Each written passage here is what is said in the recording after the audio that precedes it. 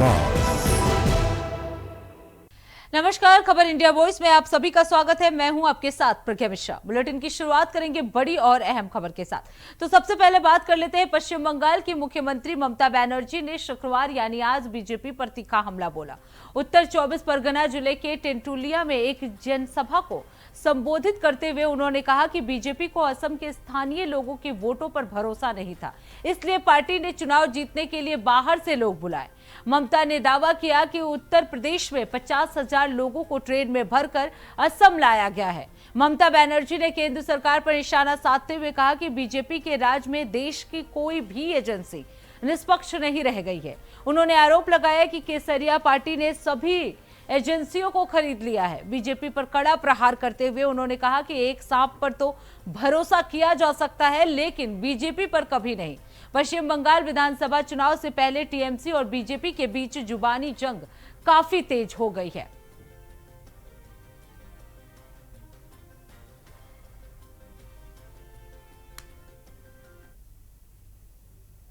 अब रुक कर लेते हैं अगली खबर की। उत्तर प्रदेश के मथुरा के वृंदावन में शुक्रवार यानी आज बड़ा हादसा हो गया। यहां श्रृंगार घाट के पास एक स्टीमर पलटने से करीब 1 दर्जन लोग लापता हो गए हैं। आपको बता दें, स्टीमर में लगभग 25 लोग सवार थे, जिनमें से कई के डूबने की आशंका जताई जा रही है। वहीं घटना की सूचना मिलते ही पुलिस और गोताखोरों की टीम मौके पर पहुंचकर रेस्क्यू ऑपरेशन में जुट गई है। मुख्यमंत्री योगी आदित्यनाथ ने मथुरा में हुए हादसे का संज्ञान लिया है। मुख्यमंत्री ने अधिकारियों को तत्काल मौके पर पहुंचकर राहत कार्य में तेजी लाने के निर्देश दिए हैं। तो ये बड़ी जानकारी आपको बता दें, मथुरा में ये बड़ा हादसा हो गया। एक स्ट्रीमर के पलटने से कई लोगों के लापता होने की आशंका जो है वो जताई जा रही है। कई लोगों की मौत भी जो है इसमें बताई जा रही है। हालांकि सीएम योगी आदित्यनाथ ने इस घटना का संज्ञान लिया है और अधिकारियों को निर्देश दिए हैं कि वो तत्काल मौके पर पहुंचे और रेस्क्यू ऑपरेशन जो है उसे किया जाए। तो मथुरा में यमुना में स्टीमर ये पलटने से कई लोग लापता हो गए हैं। बताया जा रहा है कि लगभग 25 लोग जो हैं इसमें सवार थे। कई के डूबने की भी आशंका जताई जा रही है। वहीं घटना की सूचना मिलते ही पुलिस और गोताखोरों की टीम जो है वो मौके पर पहुंचकर रेस्क्यू ऑपरेशन में जुट गई है। तो आज मथुरा में ये बड़ा हादसा हो गया। स्टीमर के पलटने से कई लोग नदी में डूब गए हैं और उनके लापता हो गए हैं, जिसके लिए रेस्क्यू ऑपरेशन जो है वो लगातार चलाया जा रहा है। आपको बता दें, इसके लिए मुख्यमंत्री योगी आदित्यनाथ ने खुद संज्ञान लेते हुए अधिकारियों को कई दिशा निर्देश दिए हैं। तत्काल मौके पर पहुंचकर राहत कार्य में तेजी लाने के आदेश जो है वो सीएम योगी आदित्यनाथ की तरफ से दिया गया है। तो मथुरा में यमुना में स्टीमर पलट जाने से कई लोग जो है वो लापता हो गए हैं। खबर ये भी सामने आ रही है कि कुछ लोगों की मौत हो गई है। हालांकि आंकड़ों का खुलासा अभी नहीं हो पाया है, लेकिन कई लोग जो है इस स्टीमर में सवार थे। ये बड़ा हादसा जो है मथुरा के केशी घाट पर हुआ है। राहत बचाव कार्य जो है वो लगातार जारी है। वहीं सीएम योगी आदित्यनाथ ने इस घटना पर संज्ञान लेते हुए अधिकारियों को कई दिशा निर्देश दिए हैं। उन्होंने कहा तत्काल प्रभाव से अधिकारी जो है वहां पर पहुंचे और राहत बचाव कार्य में जुट जाए। तो आपको बता दें, मथुरा में ये बड़ा हादसा हो गया है। वहीं इस खबर पर विस्तार से जानकारी देने के लिए मोहम्मद फारूक हमारे साथ जुड़ चुके हैं। फारूक, इस घटना में क्या कुछ अपडेट है अभी तक? जी बिल्कुल, देखिए प्रज्ञा, ये एक बहुत बड़ा हादसा हुआ है और दर्दनाक हादसा मथुरा में हुआ है।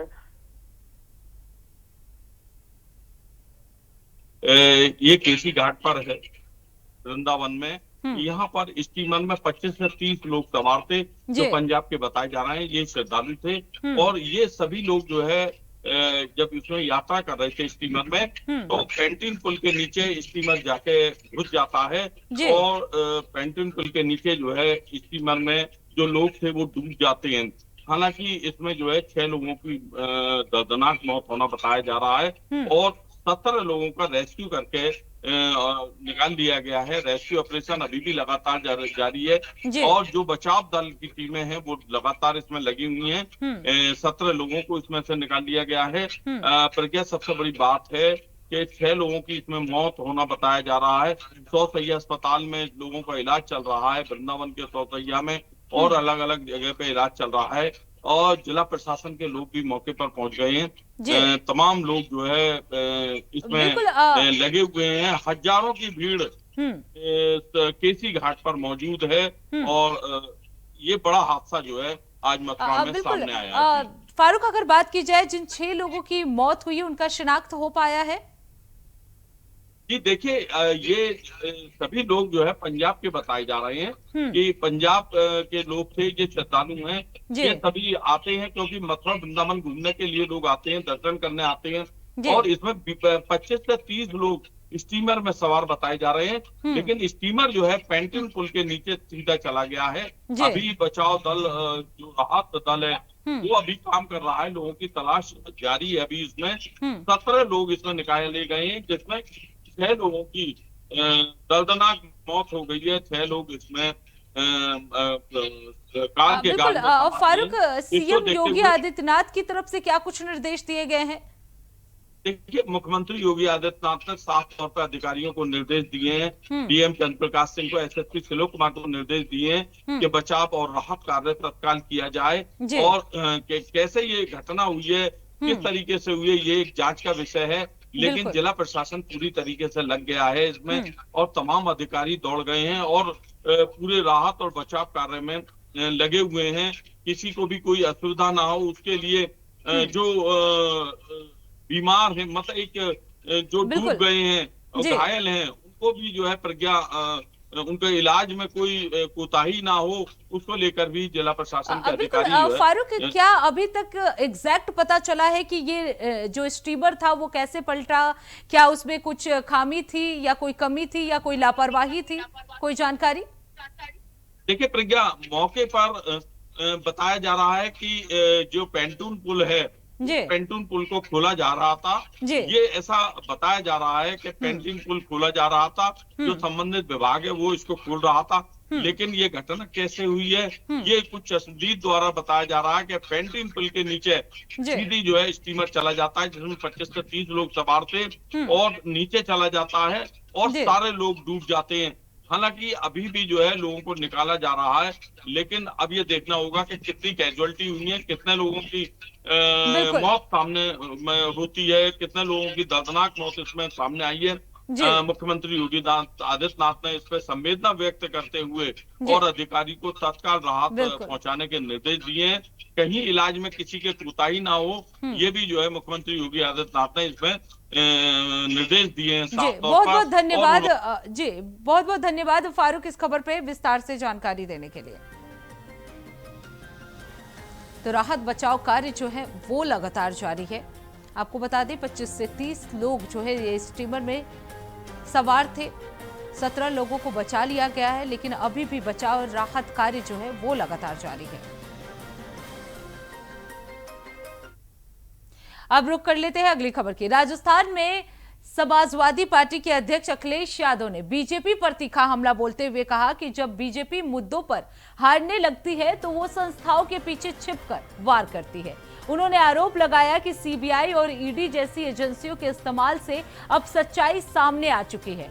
अखिलेश यादव ने आगे कहा कि चुनाव आयोग किसी पर कार्रवाई नहीं कर रहा है, जिससे यह स्पष्ट होता कि वो सरकार के साथ खड़ा नजर आता है। उन्होंने बीजेपी पर निशाना साधते हुए कहा कि जहां बीजेपी है वहां पीड़ा है, और जहां पीड़ा है वहां पीडीए यानी पिछड़ा, दलित, अल्पसंख्यक एकजुट है। अखिलेश यादव का ये बयान जो है राजस्थान में सामने आया है।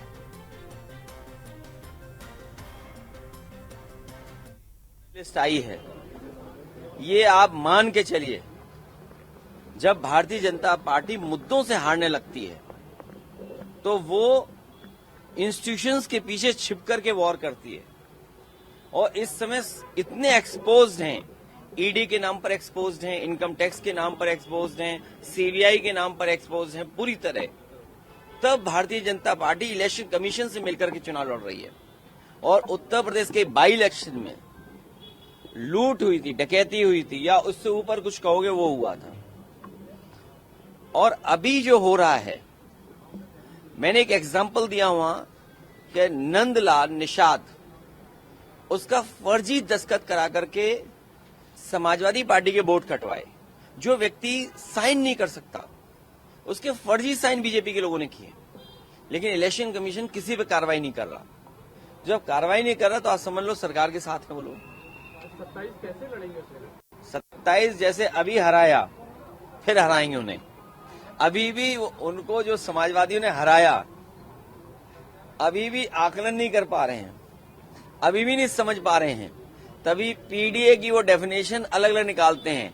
मैंने पहले भी कहा कि जहां बीजेपी है वहां पीड़ा है, और जहां पीड़ा है वहां पीडीए है, और पीडीए सामाजिक न्याय का राज लाने के लिए काम कर। अब रुक कर लेते हैं अगली खबर की। खबर पटना से है, जो केंद्रीय मंत्री गिरिराज सिंह ने नीतीश कुमार के राज्यसभा सदस्य के रूप में शपथ लेने को बिहार के लिए गौरवपूर्ण क्षण बताया। गिरिराज सिंह ने कहा कि नीतीश कुमार के नेतृत्व में राज्य ने विकास की नई ऊंचाइयां छुई हैं। वहीं उन्होंने लालू यादव के कार्यकाल की आलोचना करते हुए कानून व्यवस्था पर सवाल उठाए। इसके साथ ही उन्होंने ममता बनर्जी के नेतृत्व में पश्चिम बंगाल की राजनीति में बदलाव के संकेत भी बताए। कुल मिलाकर कहा जा सकता है कि इस बयान से बिहार और बंगाल दोनों की राजनीति में नई हलचल तेज देखने को मिल रही है। सुखद क्षण क्या होगा कि नीतीश जी 20 साल बिहार में समरस समाज की सरकार को चलाया और बिहार का विकास किया। ये स्वर्णिम अक्षरों में लिखा जाएगा। और 15 साल लालू जी का शासन रहा तो ये 15 साल जंगल राज के रूप में जाना जाएगा। लूट खसोट बलात्कार अपहरण। तो ये जब लोग इतिहासकार लिखेंगे बिहार के शासन का तो वो लिखेंगे किनके राज्य में क्या हुआ, तो लिखेंगे नीतीश जी का राज स्वर्णिम रहा, लालू जी का राज जंगल राज रहा। तो यही अमित शाह ने सर कहा है कि 6 महीने के अंदर बंगाल में जो है यूसीसी लागू कर दिया जाएगा। बंगाल में यूसीसी भी लागू होगा। बंगाल में 7वां वेतन भी लागू होगा। बंगाल में बांग्लादेशियों को तुरंत भगाया जाएगा। बंगाल में लॉ एंड ऑर्डर का राज रहेगा। बंगाल में मांस भी चलेगा और गाय नहीं कटेगा। तो फिलहाल रुकते एक छोटे से ब्रेक के लिए। ब्रेक के बाद जल्द लौटेंगे। देखते रहिए इंडिया वॉइस। तो ब्रेक के बाद एक बार फिर आप सभी का स्वागत है। रुक कर लेते हैं खबरों की ओर। नए सत्र के साथ ही शिक्षा में बढ़ती महंगाई और प्राइवेट स्कूलों की मनमानी ने अभिभावकों को काफी परेशानी में डाल दिया है। अपने बच्चों को बेहतर शिक्षा देने के लिए अभिभावक पूरी कोशिश कर रहे हैं। वहीं महंगी शिक्षा को अपने बच्चों तक किस तरह से पहुंचाया जाए, इसी बीच उन्हें तमाम दिक्कतों का सामना करना पड़ रहा है। ऐसे ही कुछ अभाव को लेकर हमारे संवाददाता शोएब रिजवी ने बातचीत की है और जाना है कि अपने बच्चों को शिक्षित बनाने में किन किन परेशानियों का सामना करना पड़ रहा है। तो देखिए इस पर हमारी ये रिपोर्ट। हर अभिभावक ये इच्छा रखता है कि उसके बच्चों को अच्छी से अच्छी शिक्षा मिले और उसके लिए वो अपनी पूरी कोशिशें करता है। लेकिन पिछले कुछ दिनों में जिस तरह से शिक्षा में महंगाई बढ़ी है और जो प्राइवेट स्कूल हैं उनकी जो फीस है या उनके तमाम ऐसे जो डिमांड है जिसको पूरा करने में अभिभावकों को काफी परेशानी होती है। खासतौर से जो किताब कॉपी है या इस तरह की चीजें हैं उसको लेने के लिए उनके बजट अलाउ नहीं करते, क्योंकि ना सिर्फ बहुत महंगी किताबें और कापियां हैं, ड्रेस का हर साल जो बनवाना पड़ता है, उसके अलावा नए नए चेंजेस करते हैं। उसकी वजह से उन्हें ज्यादा से ज्यादा आर्थिक रूप से फीस देनी पड़ती है और जो उनके लिए कहीं ना कहीं ये एक तरह से उनकी रीच से बाहर होता है। ऐसे में इन स्कूलों पर या इस व्यवस्था पर किस तरह से अंकुश लगे, ये एक बड़ा सवाल है और लगातार लोग इस पर अब सवाल भी उठा रहे हैं। ऐसे में शिक्षा को हर बच्चों तक पहुंचाई जाए, ये तमाम कोशिशें सरकार की तरफ से भी की जा रही है। लेकिन जिस तरह से अब शिक्षा बहुत ज्यादा महंगी हुई है उसको लेकर के कहीं ना कहीं अब पहल करनी पड़ेगी और इस तरह की कोई व्यवस्था करनी पड़ेगी जिससे हर आम से खास लोगों तक शिक्षा आसानी से पहुंच सके और उन्हें एक कम बजट में ये तमाम शिक्षाएं मिल सकें। Shoaib Rizvi, India voice, Prayagraj. अब रुक कर लेते हैं अगली खबर की। दिल्ली से बड़ी राजनीतिक प्रतिक्रिया सामने आई है। कांग्रेस प्रवक्ता सुरेंद्र राजपूत ने विदेश मंत्री एस जयशंकर के संयुक्त अरब अमीरात और मॉरिशस दौरे पर सवाल उठाए हैं। उन्होंने कहा कि सरकार को बताना चाहिए कि इन दौरों से देश को क्या लाभ मिलेगा। मोदी सरकार पर केवल प्रचार करने का उन्होंने आरोप लगाया। उन्होंने ईरान इजरायल संघर्ष का जिक्र करते हुए कहा कि संकट के दौरान भारतीयों की सुरक्षा पर स्पष्ट जानकारी नहीं दी गई। साथ ही कुवैत में भारतीयों की मौतों पर भी सरकार से जवाब मांगा गया, लेकिन कोई जवाब नहीं मिला। और क्या कुछ कहा, चलिए आपको सुनाते हैं। वहां पर लेकर के क्या आएंगे या वहां देने क्या जाएंगे, ये बताने की बात। भारतीय जनता पार्टी की जब से सरकार आई है, ये सिर्फ विज्ञापनों में पैसे खर्च करती है कि नरेंद्र मोदी जी वहां जाएंगे, जयशंकर वहां जाएंगे। आखिर लेकर के क्या आएंगे, ये देखने वाली बात है। जब ईरान इजराइल युद्ध हो रहा था, अमेरिका युद्ध हो रहा था, तब हमारे जितने लोग थे उनको मरने के लिए छोड़ दिया। 8 से ज्यादा लोग कुवैत में मर गए। पता नहीं कितने, अभी तक पूरी संख्या नहीं आई है कि इस वॉर में हिंदुस्तान के कितने लोग मरे। उनके लिए क्या किया आपने? उनके लिए आपने क्या अमेरिका से विरोध व्यक्त किया, या इजराइल से विरोध व्यक्त किया, या ईरान से विरोध व्यक्त किया? हमारे नागरिकों की क्या गलती थी वहां पर? क्यों मरे हैं वो? तो अगर आपकी आवाज नहीं सुनी जाएगी जयशंकर जी, आपकी आवाज नहीं सुनी जाएगी मोदी जी, तो हिंदुस्तान के मीडिया में आकर के आप खाली ये कहते रहिए कि हम वहां गए। नतीजा आपकी यात्राओं का शून्य। अब रुक कर लेते हैं अगली खबर की। विदेश सचिव विक्रम मिस्री के वाशिंगटन दौरे पर समाजवादी पार्टी के प्रवक्ता उदयवीर सिंह ने कहा कि ये काम किसी राजनयिक का है और ये सामान्य बात है, उन्हें ये करना चाहिए। अगर उनकी जगह कोई और भी होता तो वो ऐसा जरूर करता। और क्या कुछ कहा, चलिए आपको सुनाते हैं। डिप्लोमेट का ये काम है, तो सामान्य बात है, उन्हें करना चाहिए। उनकी जगह कोई और भी होता तो वो निश्चित तौर पे करता। वो इसी पद पर इसीलिए हैं, उनके पद का काम ही है कि उनको इंटरनेशनल लेवल पे जहाँ जाए हिंदुस्तान के हित हैं वहाँ संपर्क करना है, बातचीत करनी है। कोई जब नतीजे में चीज़ परिवर्तित होकर आएगी तो हम लोग और ज़्यादा रिएक्शन दे पाएंगे। अब रुक कर लेते हैं अगली खबर की। खबर दिल्ली से है, जहां महिला आरक्षण बिल पर बीजेपी सांसद रेखा शर्मा का बड़ा बयान सामने आया है। उन्होंने कहा कि महिलाओं के लिए नरेंद्र मोदी से बेहतर कोई नहीं सोच सकता। रेखा शर्मा के मुताबिक 2014 में सत्ता में आने के बाद प्रधानमंत्री ने सबसे पहले सामाजिक सशक्तिकरण के जरिए बदलाव की नींव रखी, फिर आर्थिक सशक्तिकरण पर जोर दिया और अब राजनीतिक सशक्तिकरण की दिशा में कदम बढ़ाया जा रहा है। उनका कहना है कि यह पूरा कदम महिलाओं के समग्र विकास का एक चक्र पूरा करता है और देश में महिला सशक्तिकरण को नई दिशा देता है। और क्या कुछ कहा रेखा शर्मा ने, चलिए आपको सुनाते हैं। बिल्कुल सही है और मेरे ख्याल से प्रधानमंत्री जी से बेहतर कोई महिलाओं के लिए सोच नहीं सकता। देखिए, जब से 2014 से बने, पहले उन्होंने सोशल स्ट्रक्चर में चेंज लाने के लिए सोशल एम्पावरमेंट की बात की, उसके बाद उन्होंने इकोनॉमिक एम्पावरमेंट की बात की और अब राजनीतिक एम्पावरमेंट की। तो ये फुल सर्कल पूरा होगा। महिलाओं के जो, अगर हम भागीदारी को बढ़ाना चाहते हैं तो जब तक राजनीति में उनको संरक्षण नहीं मिलेगा, राजनीति में जगह नहीं मिलेगी, तब तक मुझे नहीं लगता हम 2047 विकसित भारत का जो सपना देख रहे हैं वो पूर्ण होगा। अब रुक कर लेते हैं अगली खबर की। दिल्ली में कांग्रेस कार्य समिति की अहम बैठक जारी है। आपको बता दें, ये बैठक इंदिरा भवन में हो रही है, जिसमें पार्टी के कई दिग्गज नेता शामिल हुए हैं। बैठक में कांग्रेस अध्यक्ष मल्लिकार्जुन खड़गे, लोकसभा में विपक्ष के नेता राहुल गांधी, कांग्रेस सांसद प्रियंका गांधी समेत कई वरिष्ठ नेता जो है वो मौजूद है। इस बैठक में आगामी राजनीतिक रणनीति, संगठनात्मक मजबूती और मौजूदा मुद्दों पर चर्चा की जा रही है। आपको बता दें, बैठक को आगामी चुनाव के लिहाज से भी बेहद महत्वपूर्ण माना जा रहा है। तो कांग्रेस कार्य समिति यानी कांग्रेस वर्किंग कमेटी की अहम बैठक जो है वो जारी है। इंदिरा भवन में कांग्रेस के कई दिग्गज नेता जो है वो जुटे हुए हैं। मल्लिकार्जुन खड़गे, राहुल गांधी, प्रियंका गांधी भी इस मीटिंग में शामिल हुए हैं। तो इसी के साथ इस बुलेटिन में बस इतना ही। देश दुनिया की तमाम बड़ी खबरों के लिए देखते रहिए इंडिया वॉइस। तब तक के लिए नमस्कार।